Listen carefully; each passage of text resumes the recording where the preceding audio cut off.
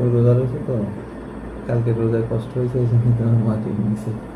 এটা এনার্জি নেবা, ঠিক আছে? এনার্জি, বুঝতে পারছো? কিচ্ছু খাবে না, রোজা রাখবে। আমি কালকে তো তোমার রোজা রাখতে দিব না।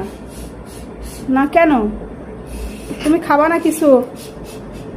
সবগুলো কিন্তু খেতে হবে।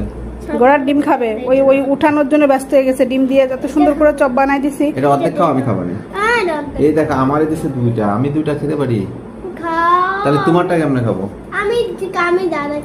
তোমাকে আমি রোজা রাখতে দিব না। তুমি যদি ইফতারি খেতে বসে এগুলা করো, শুধু এই যে চিকেন বল, একটু কোন রকম একটু পেঁয়াজি ছোলা এগুলা খাবে, আর কিছু খাবে না। বড়ই কই?